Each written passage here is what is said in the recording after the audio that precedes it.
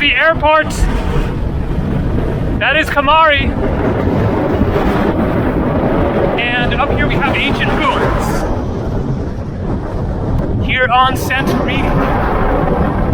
It is windy as hell, as you can see up here, but that is not the case elsewhere on the island. It is just this saddle here for some reason. That is Parissa. I am staying out there, actually at Paravomos, which is away from the beach a little bit, and thus a little bit cheaper room. But this is Santorini pre-season. Today is July 29th. I've been here for a couple of nights. I am staying at the same hotel again tonight, and then I had to change hotels because they were full up, and I'm staying right down closer to the beach. It is a more expensive hotel, but it looks nicer and better location. Okay, so let's see. I hope that this ancient site is still open. It should be really interesting.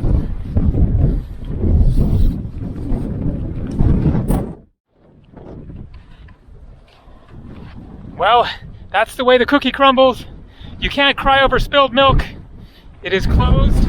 Although the closing time is 3:30, the last admission is at 3 o'clock. Apparently, most of the city is like up behind the ridge there. That would have been so incredible. I have been here once before, also too late. It was even like later in the evening, and so I've never seen the site. I also want to go to Akrotiri, which I haven't been to before, but same closing time, unfortunately.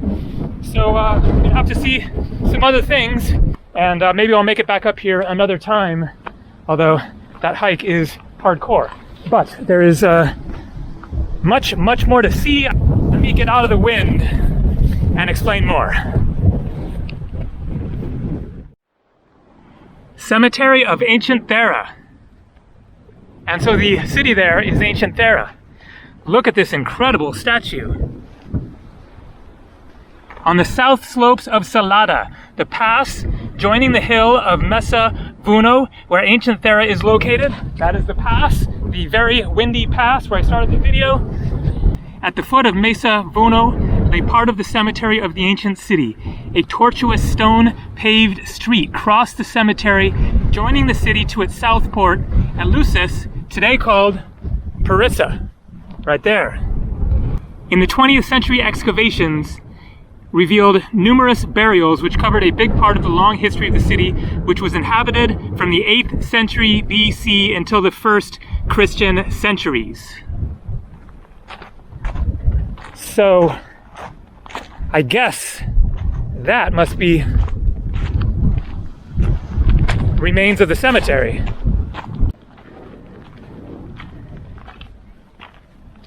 I guess a lid of a sarcophagus, it looks like. And then old stone blocks there. And I guess this must be the remains of the old cobblestone path that was referred to, going down to Eleusis, Parissa. Now there is just a gravel path, very steep, very intense, especially in the summer afternoon sunshine. But actually the wind really helps quite a bit to cool it down a little bit. All right, let's get down here, and there's something else really nice that I want to show you.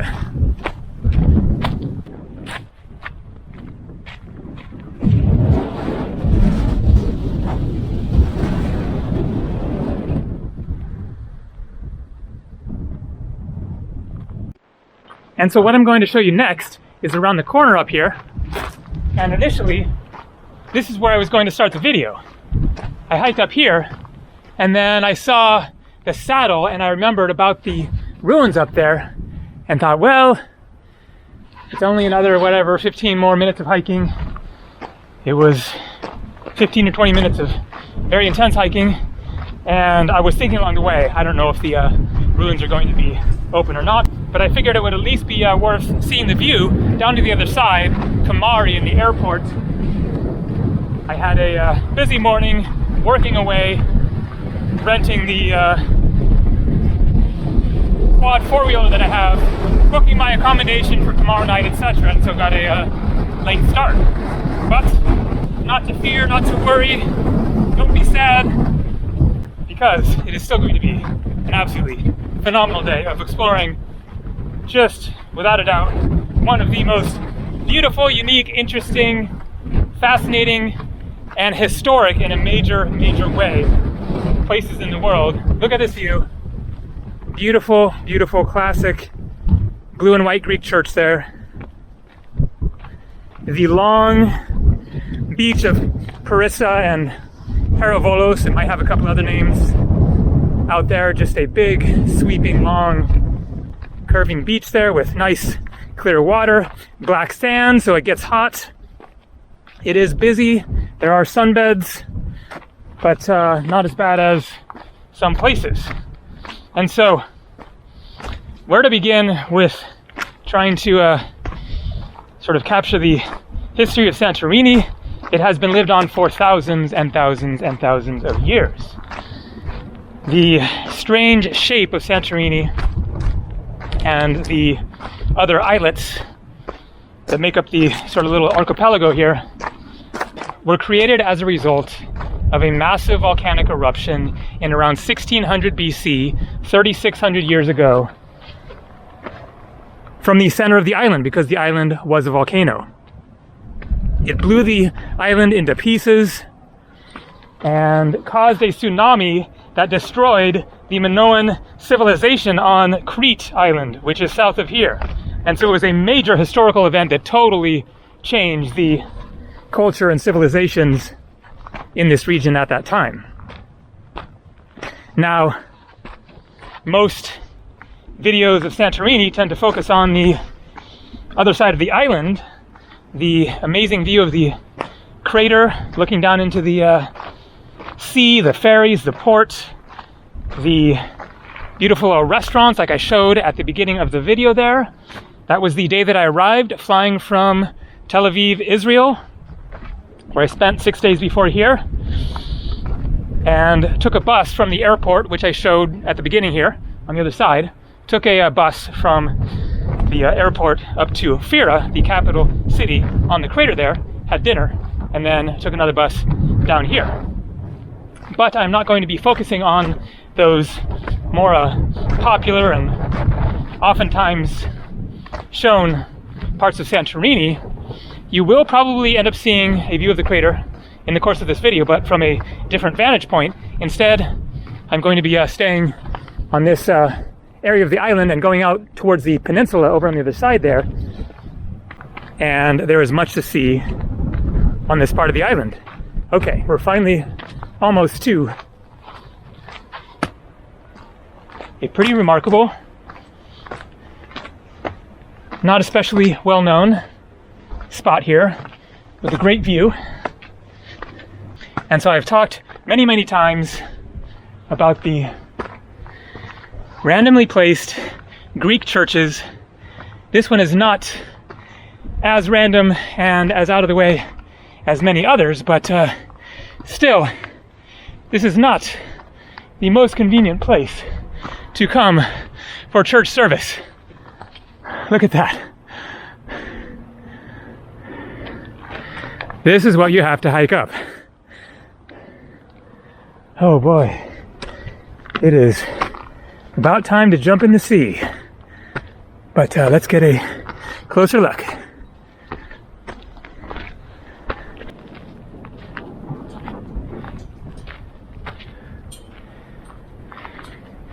Santorini rock climbing area. Yep, looks like it. And here we go. Is it going to be open? Definitely not. Oh, funny. €4 donation there. Probably locked because it is so close to a very popular tourist area. Either they've had some problems or anticipated possibly having problems with people going in there and not being respectful, because very often they are unlocked. Candles burning inside, nobody around. A cross up there, I guess maybe a grave site.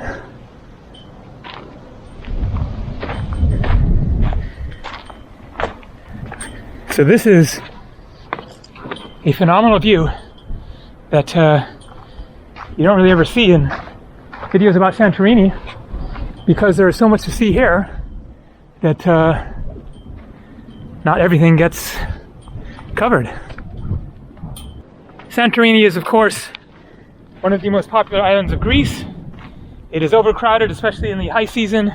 It is expensive, it is trendy, but for good reason. It is such a unique place, as you will see, probably have seen, most have seen the images of the blue and white buildings overlooking the crater, but I will definitely plan to show the crater today. There is just no site like that anywhere in the world. And beyond that, there is so much more. The ancient ruins, which unfortunately didn't work out today, and decent beaches. That is a really, really nice beach there, despite the black sand, and there are other beaches as well. There is a lot to see on this island, so let's get going and go see some more.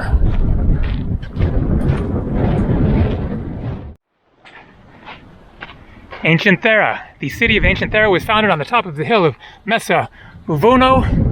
Stone-paved roads running along the hillsides of Messa Vuono and Prophytus Ilias, as well as Salata, the saddle joining the two hills, connecting ancient Thera to the plains. And so that ancient city was after the volcanic eruption, 800 BC. And so 800 years later after the volcanic eruption. The Akrotiri ancient site, however, was abandoned because of the coming volcanic eruption, which they obviously saw the rumblings and perhaps mini eruptions or whatever. But basically, they managed to escape the island before that eruption took place. Probably not everybody, but apparently there were not many, or maybe no, human remains found indicating that people had died here as a result of the eruption. Now, the question is, where did they escape to by boat? If they went south to Crete, then too bad. They probably didn't survive wherever they ended up. If they went that direction, or perhaps other directions, because it was a monumental event. Now, I wanted to talk about the four-wheeler, the quad that I rented, and renting cars in general. So I've mentioned previously that in order to rent a car in Greece, if you are not European, then you needed an international driving permit. Apparently that has been lifted and is no longer the case. You no longer need the international driving permit to rent a car in Greece. I still recommend getting one anyways. They are super easy to get in the United States. Go to a AAA office, bring your license, of course. I think you might need a photo of yourself, passport size photo. It costs $20 and takes like 10, 15, 20 minutes. And then you're prepared just in case, because perhaps it will be required elsewhere. Now, unfortunately, when it comes to renting scooters, then you need a motorcycle driver's license in order to rent scooters. Now, that is the technical law. However, it is not applied everywhere. I've been able to rent scooters on various Greek islands, including recently on Tilos. But it seems like, especially on the more commercialized, popular islands, and they're sticking to the rules more. And so they wouldn't rent me a motorbike since they don't have a motorcycle driver's license. Instead, I got the quad because it has the four wheels, and so you can rent it. But it was not cheap, even though it should be normally. But it was 64 euros for one day. That is $65 US. To the best of my recollection, when I rented a quad, when I was here in 2016, it was 15 euros. Prices have just skyrocketed. Greece and Santorini have gotten more popular. I didn't notice the car rental prices, but they would be even more, of course. Now, this was not because I got ripped off being an American or whatever. He had the price list there. These are the established high season prices. So expect rental cars to be expensive, at least on the popular islands. Go to the less popular islands, which is what I will be doing next, and things will be different.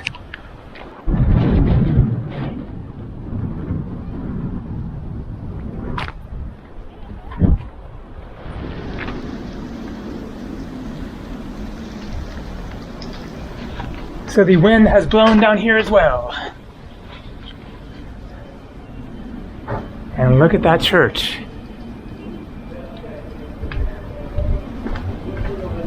A classic Greek islands village here. Although a lot busier than most.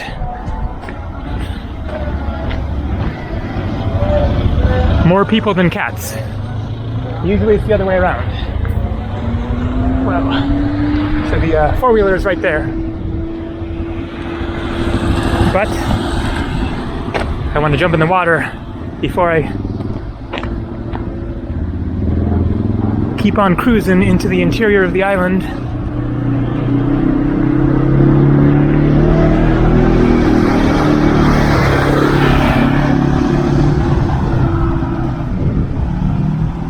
How much are belts here?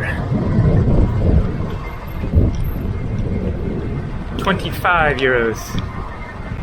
That's better than $170 in Jerusalem, right? 19 euros. A lot more reasonable. But I think I won't get distracted with shopping right now.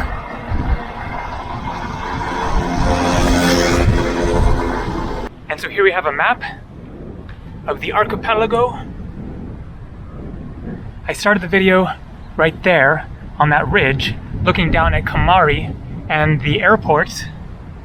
I guess it's a road going from Kamari Beach up here, and then the hiking trail, ancient Thera, Parissa, we are right about there. And then I'm planning to head out this way. There are various beaches that I haven't been to before. There is the Akrotiri ancient city there, more churches of course, more villages, a lighthouse, and the incredible view of the volcanic crater from all along here. Up there is Ia. It is not Oya. For some reason they spell it that way, but it's Ia. Up there is where you get the classic sunset experience, but also a great one from Thera, the capital city. You have this volcano island uninhabited in the middle here, and this other little tiny islet, and then Theracia is actually inhabited. I've been there on a boat tour. I highly recommend it. You stop at this volcano island, and there are even hotels there.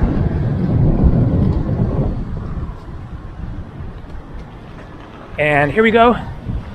Time to jump into the Aegean Sea. And then hopefully find a beach with less people on it.